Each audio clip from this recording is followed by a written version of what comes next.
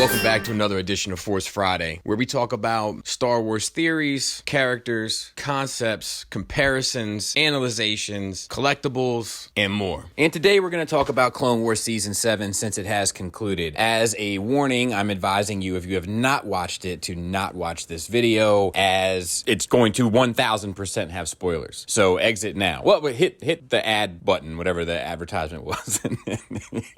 I'm kidding. Okay, so let's talk about it. It's going to have spoilers. And we'll start with the first arc of 3, which was the Bad Batch, originally released as an animatic planned to be part of Season 6. And we finally got the finished version. Much of the arc takes place on Anaxis, which appeared in a destroyed form in Season 1 of Rebels. That bomb mace deactivated didn't stay that way. The Battle of Anaxis is part of the Outer Rim sieges, the massive campaign that is mentioned in Revenge of the Sith. Additionally, we will see several fear knocks from Star Wars Rebels lurking through Episode 1. In true Clone Wars style, this arc takes place after the next, Ahsoka's Walkabout, as we see Anakin leaving for the sieges in those episodes. The Bad Batch came directly from George Lucas, who always gave ideas and oversaw the show's production. This whole season contains many ideas from George, and multiple cast and crew have said that anything new was written to stay with what George would have wanted. Clone Wars was 100% a passion project of George, as Lucasfilm lost money, I believe, hand over fist in regards to that project. Additionally, each member of the Bad Batch has been slightly redesigned since their animatics. They bear a much stronger facial relationship to the other clones now. Notice how the Bad Batch wear modified versions of Republic Commando armor. Officially, they are a commando unit. The animation as a whole has seen its second major overhaul following the redesigns of most characters in Season 3. Most characters have received partial or completely new models. Since Five's death, Jesse has been promoted to ARC Trooper. This continues the series' redefinition of the ARC, as in canon they are soldiers of particular valor who are given extra weapons, tech, and a higher status adjacent to the captain or commander. In Legends, they were more akin to super soldiers. The addition of the Padme Anakin scene was largely written by Dave Filoni, who gets a writing credit on that episode. He confirmed the Padme nose art was cut as it would have undercut the serious nature of this scene with comedy. Despite being captured by the Republic for the invasion of Ryloth, Wat Tambor has been released by them, owing to the Techno Union, which despite its well-known war crimes is technically neutral. It's another example of the Republic turning a blind eye when it profits them, and demonstrates its corruption once again. Another cut scene had the Decimator being used on a tribesman in typical gruesome Clone Wars fashion. Its reason for being cut is unknown, but it certainly isn't due to Disney reducing the violence of the series. Later episodes have stabbings, limb removals, and far more acts of violence than this. A unique Techno-Union specific battle droid is seen in this arc, the D-Wing. Like many droids, it is based on an unknown alien species. A variant of the droid walkers returned for the first time since the Clone Wars movie. This is one of several homages to the series beginning throughout the season. Admiral Trench's half-cyborg state is foreshadowing for what Anakin will ultimately become. What I love about this arc, more so than anything, is the footprints and continuation of the main story of the Clone Wars regarding the clone crew we've been following for most of the series. That they weren't mindless drones, that they felt, that they had emotion, that they had loyalty. We'll get back to that. That they cared for one another, and that they weren't mindless ordered tools for just a specific task. They weighed checks and balances. They took risks depending on their own net gain or loss. And rescuing Echo was a net gain. Allowing him to fulfill his destiny was a net gain. Following this group of clones, their ups and downs, their trials and tribulations is the closest thing, in my opinion, even more so than Rogue One, of seeing like Band of Brothers in the Star Wars universe. The Clone Wars has completely redefined how I see the clone troopers in every representation of media. And this is a nice button on that story. It continues a bit more later, but following these characters through to fruition, I am 100% satisfied. And I give this overall story arc a 9 out of 10. Let's move on to the second arc, episodes 5 through 8. Gone with a Trace, Deal No Deal, Dangerous Debt, and Together Again. This arc is an adaptation of an arc originally planned for Season 6 and combines vague ideas originally meant for others into one. It's written by Charles Murray, who wrote Ahsoka's Trial in Season 5, and Dave Filoni. Originally, Ahsoka befriended a young man named Nix Akami instead of Trace. This was changed because the arc originally took place several seasons before the show's planned end. Its change in timeline meant that the crew felt introducing a love interest for Ahsoka so late to be pointless and distracting, which I 1000% agree with. Fans already knew Nix's role as a love interest, so swapping him for a new male character probably wouldn't have stopped any speculation. The Martez sisters live on 1313, the setting of the infamous canceled video game, and the same level Ahsoka hid on while on the run in season 5. So it would make sense that she'd end up back there. Pintu, the crime boss Rafa owes money to, is actually a modified model of the mining guild boss from the Space Whales episode of Star Wars Rebels. He has considerably more detail here. The load lifters seen in this episode are first mentioned by 3PO to Uncle Owen in A New Hope. My first job was programming binary load lifters. Ahsoka's wariness of them comes from her fight with one in an episode of Forces of Destiny. The Silver Angel's cockpit looks very much like the Ghost in Rebels. That's because an early version of this set was reused for Rebels in season 1. Rafa mentions Fortune and Glory, a nod to Indiana Jones, and we get to see the lush, rich side of Kessel, owned by his royal family who allow the mining spice for profit. The design of Kessel closely matches the design of Solo, which in turn based its design very close on Kessel in Rebels. A lot of interconnectivity here. It's a great example of how some give and take is beneficial for the movies and shows. This arc's Pike leader and his helmeted enforcer were first featured in the canon novel Dark Disciple and comic series Maul, Son of Dathomir. Many have said the leader died in Dark Disciple, but this is incorrect. His compound is attacked by Black Sun with nothing specific revealed. The death of the Martez sisters' parents is another example of this season's tying to early Clone Wars, as this chase took place immediately after the end of season 1 finale, Hostage Crisis. The Jedi mentioned is Luminara. This is another instance of the cold, detached nature of many prequel-era Jedi. This story may also give further context to her apprentice, Barriss Offee's disillusionment with the Jedi in season 5. All of that makes perfect sense for me. The Pike's torture droid is the same model as 88, who tortures a Gonk droid in Jabba's palace. The good old Clone Wars torture scene also confirms for good the show's violence isn't being reduced for Disney+,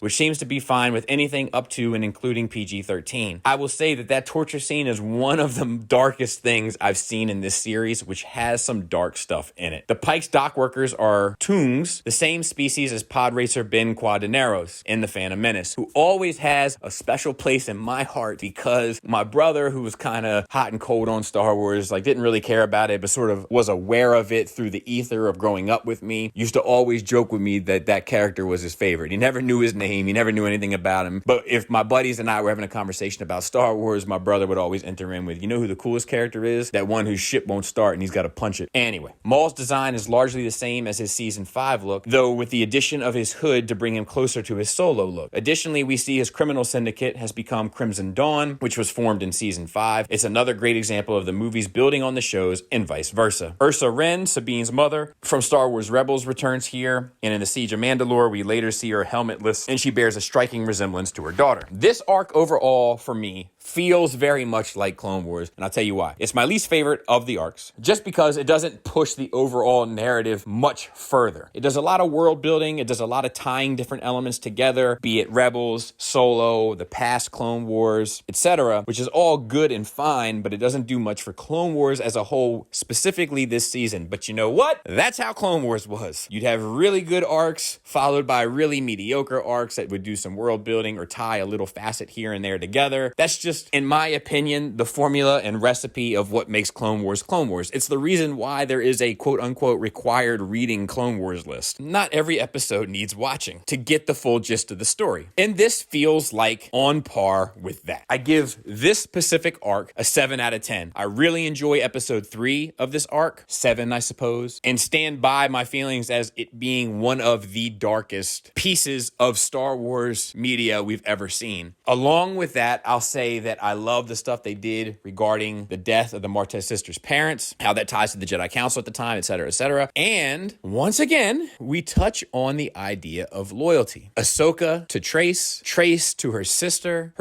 to their parents' ambitions, hopes, and dreams for them. But we'll get back to that. Moving on to the Siege of Mandalore. The final arc, episodes 9 through 12, Old Friends Not Forgotten, The Phantom Apprentice, Shattered, and Victory in Death. This arc was entirely written by Dave Filoni, who usually very heavily oversees the show but rarely writes full arcs in a solo capacity, so to speak. This is the first time the show has used the traditional John Williams fanfare. It's also the last time we hear Tom Kane as narrator. Anakin's standoff is framed and shot exactly like Luke's standoff against the Walkers in The Last Jedi. The return of the droid walkers and a large standoff on a bridge with Anakin, Obi-Wan, Cody, and Rex is another nod to the Clone Wars movie. How it's coming full circle. I'm getting the chills as I'm talking about it. Fulcrum pops up as a code name for Ahsoka, which is a nod to Star Wars Rebels. Anakin modifying Ahsoka's saber to be blue was because Filoni wanted a strong visual link tying her to Anakin. It's also meant to show Anakin's character flaws. He cares about Ahsoka. She's obviously been on his mind and he's well-meaning, but his need to improve and protect ultimately spirals into his downfall. You might say he's loyal to her. Obi-Wan mentioning Shakti protecting the Chancellor is an obvious nod to the final episodes of the non-canon show Star Wars Clone Wars. The new series originally started as a successor to that show, basing most of its early designs upon it and keeping early continuity, but as the seasons went on, Lucas and Filoni moved away from this and ignored its later episodes. This nod makes the broad strokes of its finale canon. Bo-Katan's helmet markings now match those seen in Rebels. Gar Saxon reappears from Rebels, matching his Son of Dathomir comic design. Additionally, Rook Kast, the female co-leader of Maul's forces, also appears from that comic. Prime Minister Almec is seen wearing an ornate set of Beskar armor, showing he has indeed taken the creed of the Mandalorian, explained in that show. Almec has previously been portrayed only as a slimy power grabber. He probably only took the creed so Maul's Mandalorian followers would respect him as an ally. Maul's mind-reading trick is an intentional nod to Kylo's power in The Force Awakens. The leader of Crimson Dawn, the Black Sun, the Pikes, and even Dryden Voss are briefly seen communicating with Maul. Various stories have shown us that all three cooperate only out of fear of Maul. The entire Ahsoka versus Maul fight was motion captured, with Ray Park brought in to reprise his role. The tomb-like prison the Mandalorians place Maul in is a leftover artifact from the war between the Mandalorians and the Jedi, mentioned in Rebels and in The Mandalorian, and it was outstanding to see a little piece of history of that. The entire conversation between Mace, Yoda, Ki-Adi-Mundi, and Aya Sakura is created from Revenge of the Sith, with the moments afterwards shown. Mace's dismissal of Ahsoka as a citizen, despite her just risking her life to capture an enemy of the Order who wrongly cast her out and abandoned her, is another example of that Jedi arrogance we just recently spoke about. When Rex communicates with Sidious, we see a close-up of his iris, which fluctuate madly in accordance with triggered brainwashing. Ahsoka's astromech droid R7 appeared in the show's early seasons and has been relegated to isolated cameos since. This arc is nothing short of spectacular. I can't describe how rewarding it is as a fan to watch something with high expectations and have those expectations not only met but surpassed. The way that it really grounds Maul into this creature he has become. A vast difference from the creature that we once saw in The Phantom Menace. He's different now. He's different in Solo. He's different in Rebels. He's different in the earlier episodes of the Clone Wars, but this portrayal of him finally starts to me to ground them all together, and you see more clearly the evolution of that character. But for me, once again, the main thing here and throughout this entire last season is about loyalty. The theme of season 7, in my opinion, is about loyalty. The way that Ahsoka refuses to kill the clones under her command. She doesn't blame them. Kind of a forgive them for they know not what they do situation. That at the very end, she takes the time to bury every single one of them and walk off into the sunset. The fact that she remained loyal to Anakin throughout the entire set of arcs. Whenever his name was brought up, she defended him, regardless of the circumstances. And vice versa with Anakin and her. Anakin immediately forgives any sort of past trespasses or complicated history and just wants to be together again. That's his nature. It's her nature. She comes from that. She was brought up and mentored within that philosophy. She is different because of Anakin in regard to the rest of the Jedi, and nothing becomes more apparent than that in this season. I've always loved Ahsoka since the show started, but now she's easily in my top 10 characters of Star Wars of all time. The way that the clones end, that whole batch that we've been following, the way that Rex ends and Jesse ends, and it's all just so masterfully done. The other thing I want to talk about briefly is Vader does make an appearance, which usually makes me cringe because I feel like he's often used gratuitously and kind of to sell a t-shirt, but the use of him in this series is nothing short of a class act. It's purely emotionally and character and story driven. Masterfully done. And then now I want to add one last thing before I give my score of this arc and then my total score, is that this has now spawned a brand new debate I'll forever have in my mind, and that is whether or not Sidious could feel Anakin and Ahsoka coming back together and staged his kidnapping on Coruscant purely to split those two apart, because he knows that Anakin is stronger when he's not isolated. When he's surrounded by people that he loves and trusts, he is stronger. When he thinks Obi-Wan is part of this Jedi mafia that has turned against him and the Republic, he is weaker. When he thinks that Padme, the love of his life, has aligned with Obi-Wan, his great betrayer, he is weaker. When he thinks that Ahsoka has run off somewhere else instead of being by his side, he is weaker. But when he has people that he loves and that love him around him,